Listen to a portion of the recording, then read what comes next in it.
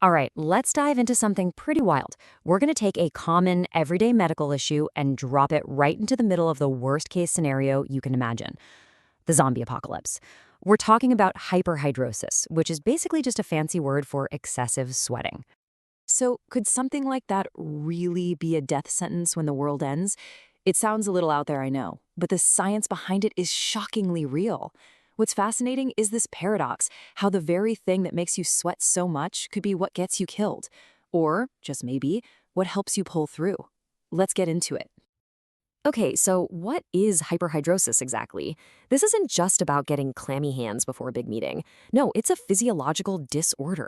Your sympathetic nervous system, that's your body's fight or flight switch, is basically stuck in the on position. This tells your sweat glands to just go, go, go, way more than they need to.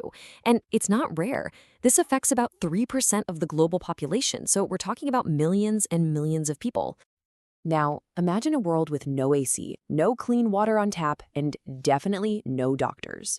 In that world, this condition suddenly creates three massive, potentially fatal problems.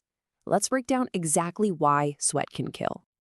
You might think the biggest threat out there is the dead walking around. But for someone with hyperhidrosis, the most immediate, most relentless enemy is their own body. Dehydration stops being just a risk, it becomes a mathematical certainty.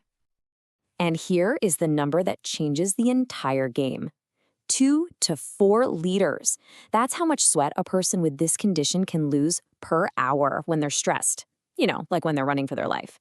To give you an idea, that's like pouring out a massive 2-liter bottle of soda or even 2 of them in just 60 minutes. And this chart, well, it really shows you the insane difference. We are talking about sweating 4, even 8 times more than an average person. That kind of rapid fluid loss puts a crazy amount of strain on your heart. It can lead to cardiovascular collapse, which is a clinical way of saying your body literally runs out of water to pump through your veins. But wait, there's a hidden trap here. You're probably thinking, okay, I'll just drink a ton of water. Well, that could be a fatal mistake.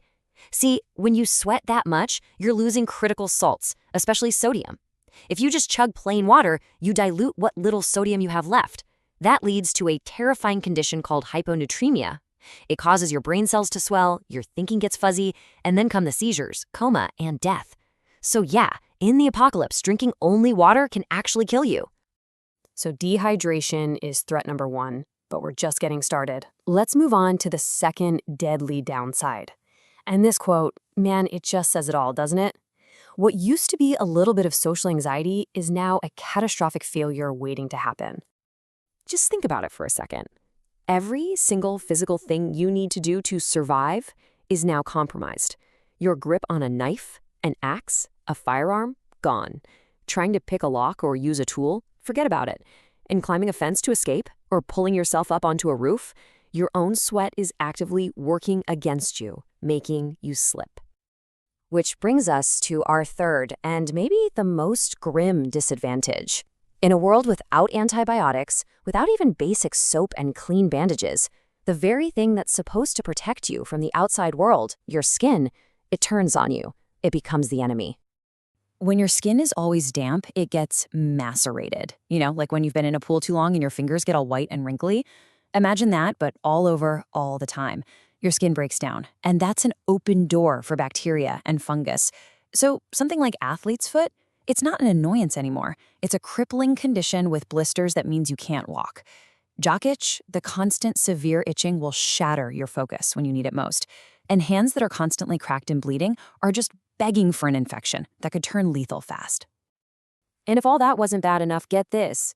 Wounds in a constantly wet environment heal 30 to 50% slower. A simple cut that you wouldn't even think about today, it won't heal. It'll just sit there, festering, getting infected. And in a world without doctors, that is how it all ends. Okay, I know. Right now this sounds completely hopeless, like an absolute death sentence. But what if there's a twist? What if this very same condition, this weakness, could actually be a strength? Let's look for a silver lining. First off, let's bust a myth. You might think more sweat equals more body odor, right? That you'd be a walking dinner bell for zombies. But actually, that's wrong. Hyperhidrosis affects the eccrine glands, and they just produce salt and water. It's odorless. The smelly sweat comes from your apocrine glands, and they aren't affected. So the bottom line is, you're no more likely to be smelled by the undead than anyone else. So here's the real paradox. That out-of-control sweating, it's basically a super-powered built-in cooling system. In a situation where a normal person might collapse from heat stroke, someone with hyperhidrosis can shed heat way more efficiently. Their body is already trained, in a way, for extreme physical stress.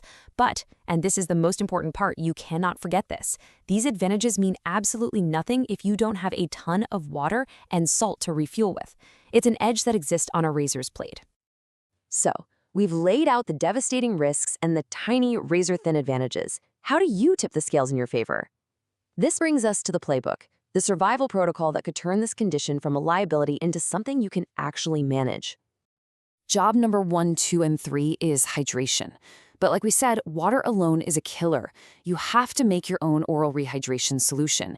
It's actually really simple. Clean water, salt to replace those electrolytes, and a little sugar or even ground up grains. That sugar isn't just for energy, it actually helps your body absorb the water and salt faster. In this new world, a salt shaker is as vital as a shotgun. Next up is a hygiene routine that is absolutely non-negotiable. You have to break the cycle of constant wetness.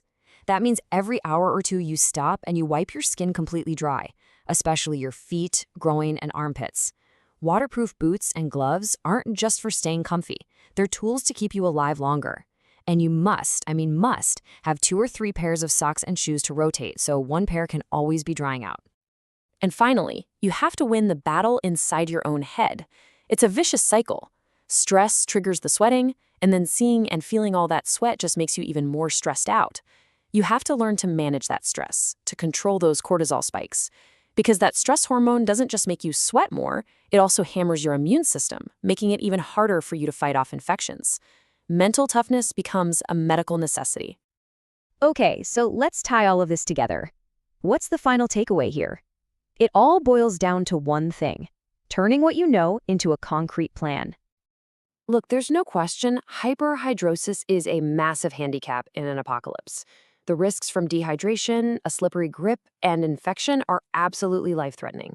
But if you understand the tiny advantage it gives you in cooling down, and more importantly, if you master the survival protocol, water, hygiene, stress, you can dramatically shift the odds.